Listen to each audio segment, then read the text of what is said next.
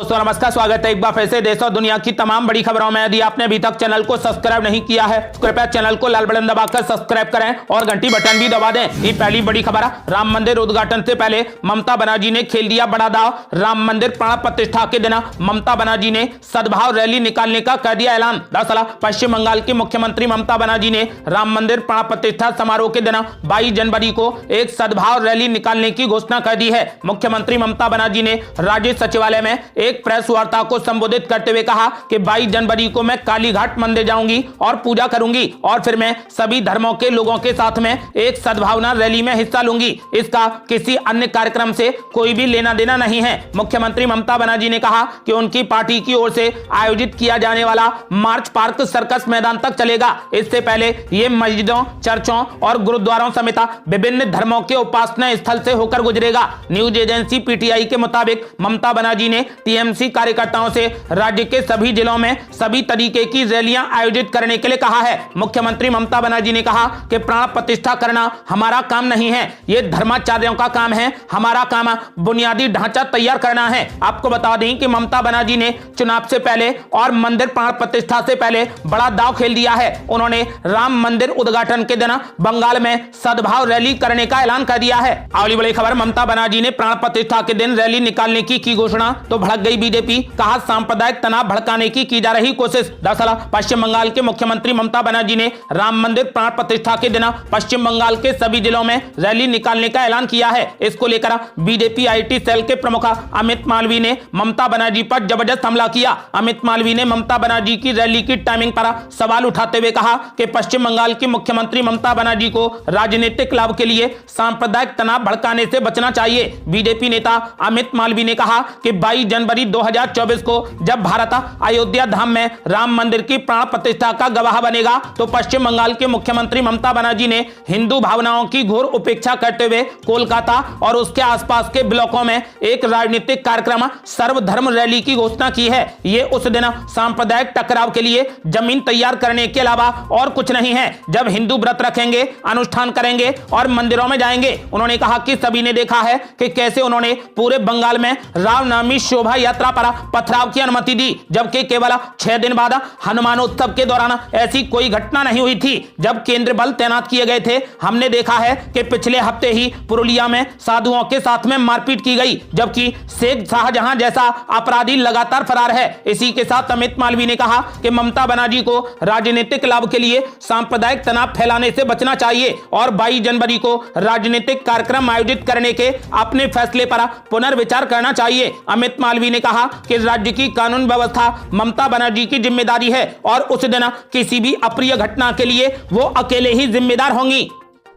अगली बड़ी खबर, पीएम मोदी ने दिया बड़ा बयान। बोले आजकल पूरा देश राममय है, राम राज्य में जनता ही राजा है। दरअसल राम मंदिर उद्घाटन को लेकर जारी तैयारियों के बीच पीएम नरेंद्र मोदी आंध्र प्रदेश पहुंचे। आंध्र प्रदेश में पीएम मोदी ने कहा कि आजकल पूरा देश राममय है। महात्मा गांधी भी राम राज्य की बात करते थे। पीएम मोदी ने कहा कि रामलला की प्राण प्रतिष्ठा से 11 दिन पूर्व मेरा व्रत चल रहा है। आजकल पूरा देश राममय है। उन्होंने कहा कि प्रभु राम का जीवन विस्तार उनकी प्रेरणा और आस्था भक्ति के दायरे से कहीं ज्यादा है। पीएम मोदी ने कहा कि राम राज्य सुशासन 4 स्तंभों पर खड़ा था। ये 4 स्तंभ जहां सम्मान से बिना भय के हर कोई सिर ऊंचा करके चल सके, जहां हर नागरिक के साथ में समान व्यवहार हो, जहां कमजोर की सुरक्षा हो और जहां धर्म यानी कर्तव्य सर्वोपरि हो। उन्होंने कहा कि आज जनता ही राजा है, सरकार जनता की सेवा करती है। पीएम मोदी ने कहा कि हमने जीएसटी के रूप में देश को एक नई आधुनिकता दी है। 7 लाख तक हमने टैक्स पर छूट दी है। इससे करीब 2.5 लाख करोड़ की टैक्स की बचत की गई। आज जब देश का टैक्स देने वाला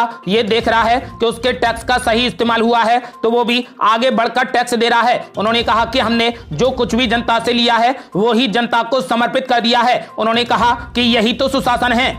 अगली बड़ी खबर, राम मंदिर में प्राण प्रतिष्ठा के दिन इंडिया गठबंधन के नेताओं ने बनाया तगड़ा प्लान। दरअसल अयोध्या के राम मंदिर में 22 जनवरी को होने वाली भगवान रामलला की मूर्ति की प्राण प्रतिष्ठा के उपलक्ष्य में बीजेपी राष्ट्रव्यापी स्वच्छ तीर्थ स्वच्छता अभियान चला रही है। प्रधानमंत्री नरेंद्र मोदी के आह्वान पर बीजेपी नेता 14 जनवरी से 22 जनवरी तक चलने वाले इस अभियान में शामिल हो रहे हैं। इस अभियान के दौरान मंदिरों और आसपास के इलाकों की सफाई के लिए बीजेपी नेता श्रमदान दे रहे हैं। अब तक प्रधानमंत्री नरेंद्र मोदी समेत कई केंद्रीय मंत्री और नेता अलग अलग मंदिरों में स्वच्छ तीर्थ अभियान में योगदान दे चुके हैं। पीएम मोदी ने 12 जनवरी को महाराष्ट्र के नासिक स्थित श्री कालाराम मंदिर में स्वच्छता अभियान में हिस्सा लिया था। पीएम मोदी अयोध्या में होने वाले प्राण प्रतिष्ठा समारोह में यजमान के रूप में शामिल भी होंगे। कांग्रेस पार्टी ने राम मंदिर के समारोह से दूरी बना ली है। कांग्रेस के शीर्ष नेतृत्व ने प्राण प्रतिष्ठा में शामिल होने का निमंत्रण अस्वीकार कर दिया है। आपको बता दें कि पार्टी का कहना है कि बीजेपी चुनाव की वजह से अधूरे मंदिर में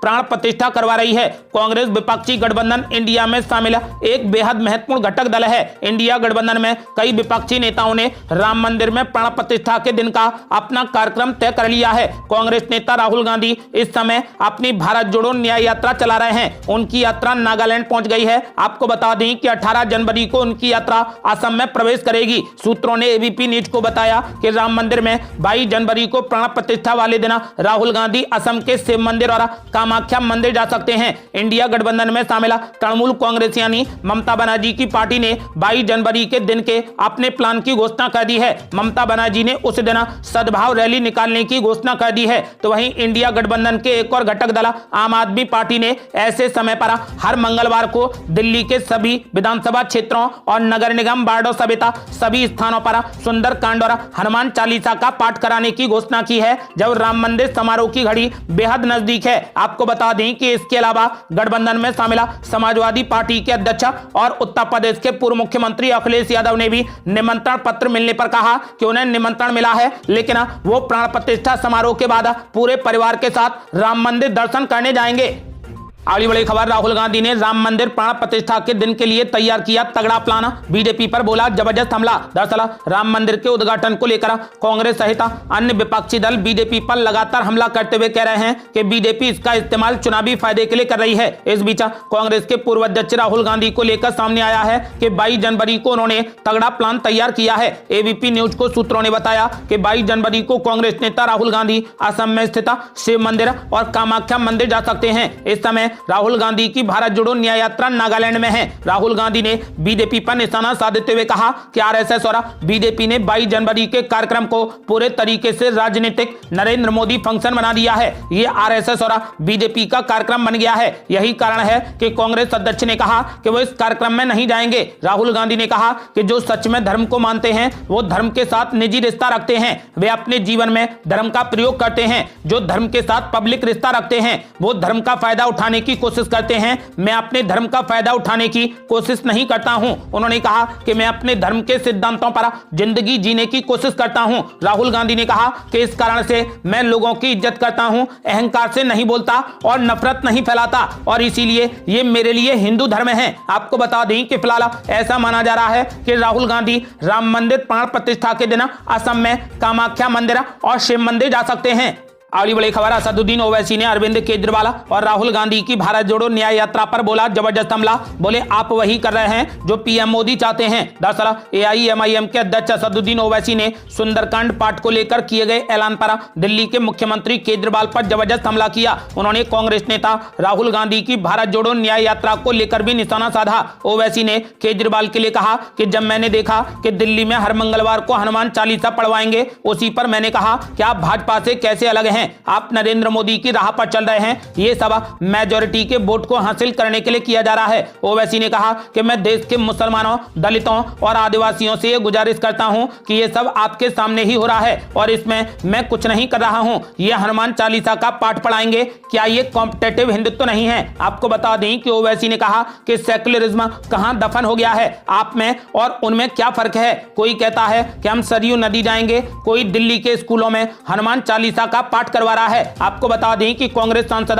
राहुल गांधी की भारत जोड़ो न्याय यात्रा पर ओवैसी ने कहा कि चलिए वो भी निकले हैं यात्रा पर, देखते हैं क्या होता है। यात्रा पर निकले हैं, अच्छी बात है। आपको बता दें कि ओवैसी और राहुल गांधी के बीच में पिछले साल हुए तेलंगाना चुनाव में जमकर जुबानी जंग हुई थी। राम मंदिर पर अभी तक बीजेपी पर हमला बोलने वाले असदुद्दीन ओवैसी के अचानक आम आदमी पार्टी पर निशाना साधने के पीछे दिल्ली के मुख्यमंत्री अरविंद केजरीवाल की एक घोषणा है जो उन्होंने सोमवार को की थी। केजरीवाल ने कहा था कि राम मंदिर के उद्घाटन से पहले पार्टी के नेता दिल्ली के सभी विधानसभा क्षेत्रों में सुंदरकांड पाठ का आयोजन करेंगे। आपको बता दें कि इसी के मद्देनजर केजरीवाल, उनकी पत्नी और आम आदमी पार्टी के तमाम नेताओं ने सुंदरकांड का पाठ किया है। इसी को लेकर असदुद्दीन ओवैसी ने केजरीवाल पर हमला किया है।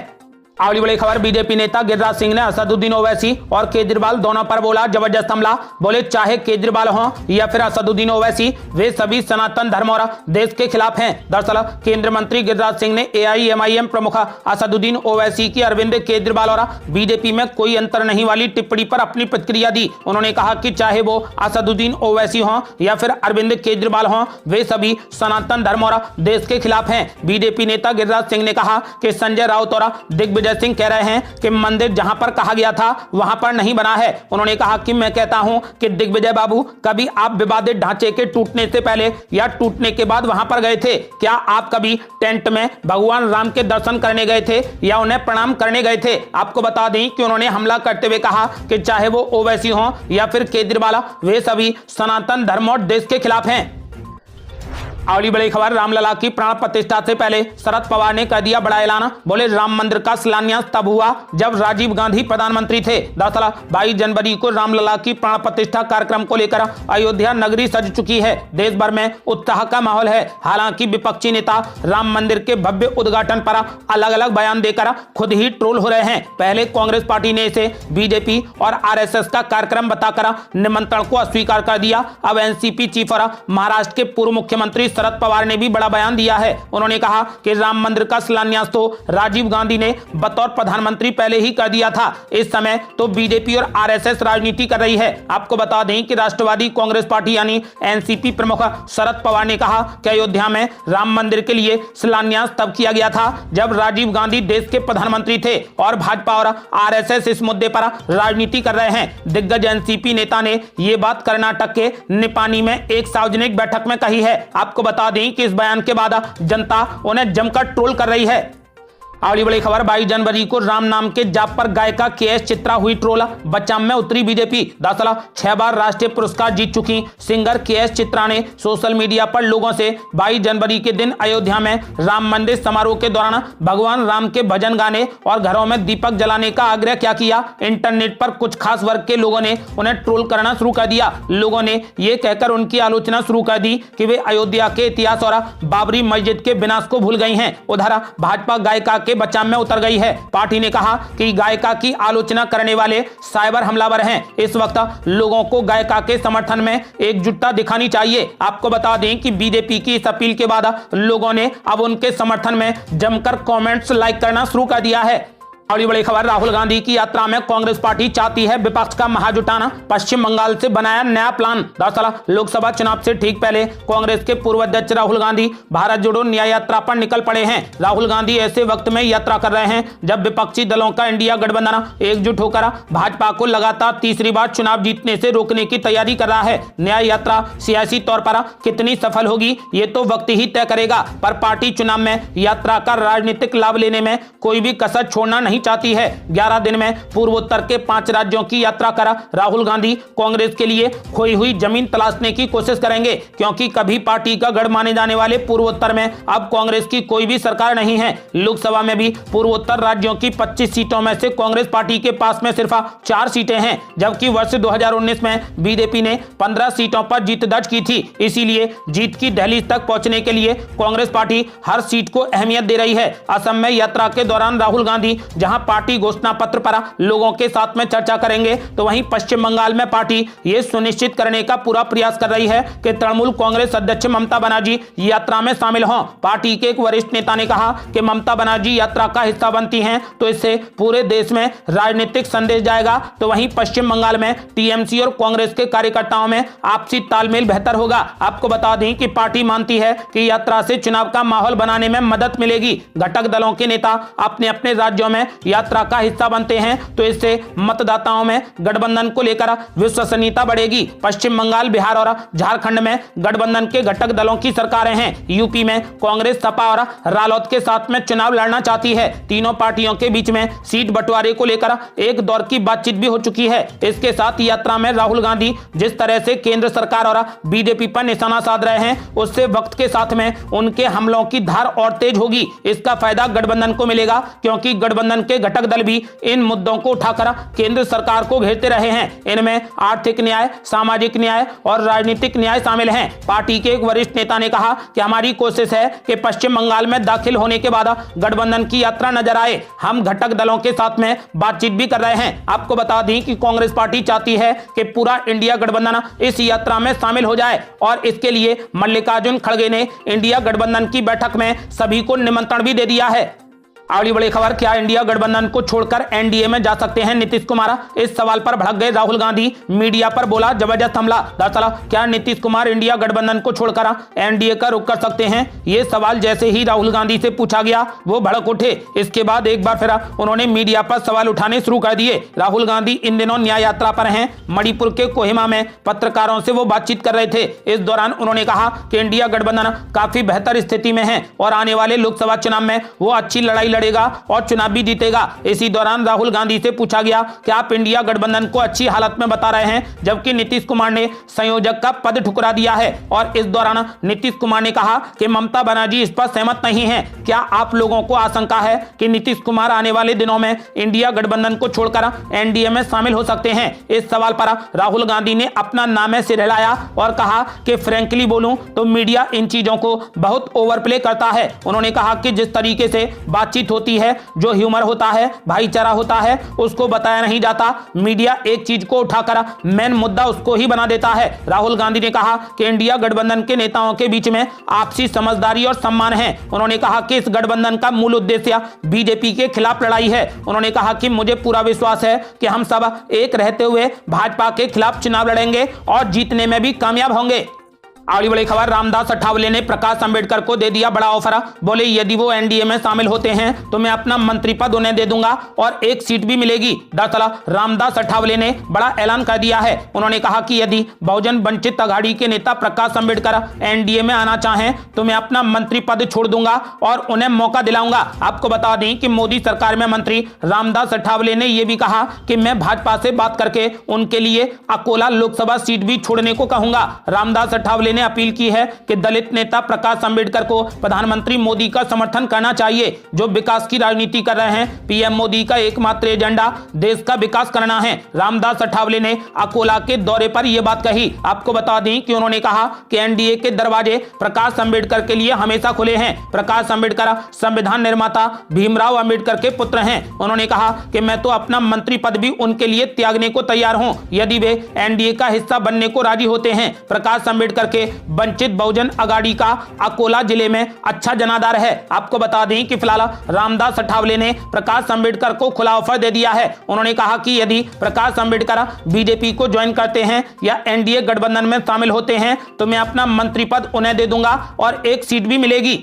अगली बड़ी खबर, लोकसभा चुनाव को लेकर बीजेपी ने की बड़ी बैठक। कहा सहयोगी दलों की जीत भी करेंगे सुनिश्चित। दरअसल लोकसभा चुनाव की जोर शोर से चल रही तैयारियों के बीच बीजेपी की मंगलवार को बड़ी बैठक हुई। इसमें केंद्रीय गृह मंत्री अमित शाह और पार्टी अध्यक्ष जेपी नड्डा की मौजूदगी में सभी 543 लोकसभा सीटों पर प्रचार अभियान की रूपरेखा पेश की गई। आपको बता दें कि इस बीच जेपी नड्डा ने कहा कि हम न केवल बीजेपी की जीत सुनिश्चित करने के लिए काम करेंगे, बल्कि अपने सहयोगी दलों की जीत सुनिश्चित करेंगे जहां से वे चुनाव लड़ेंगे। पार्टी नेता विभिन्न मतदान समूहों से जुड़ने के लिए गांव चलें अभियान के हिस्से के रूप में गांव में जाएंगे। आपको बता दें कि बीजेपी के शीर्ष नेतृत्व ने लोकसभा चुनाव के लिए पार्टी की रणनीति तैयार करने की खातिर हाल ही में कई बैठकें की हैं, क्योंकि पार्टी पीएम मोदी को लगातार तीसरे कार्यकाल के लिए चुने जाने में कोई कसर छोड़ना नहीं चाहती है। आपको बता दें कि बीजेपी पूरे तरीके से चुनावी तैयारियों में लगी है। ये थी अब तक की बेहद बड़ी खबरें। रोजाना की ताजा खबरों को जानने और हमसे जुड़ने के लिए चैनल को लाल बटन दबाकर सब्सक्राइब करें और घंटी बटन भी दबा दें। जल्दी मिलते हैं बड़ी अपडेट के साथ। तब तक के लिए जय हिंद, जय भारत।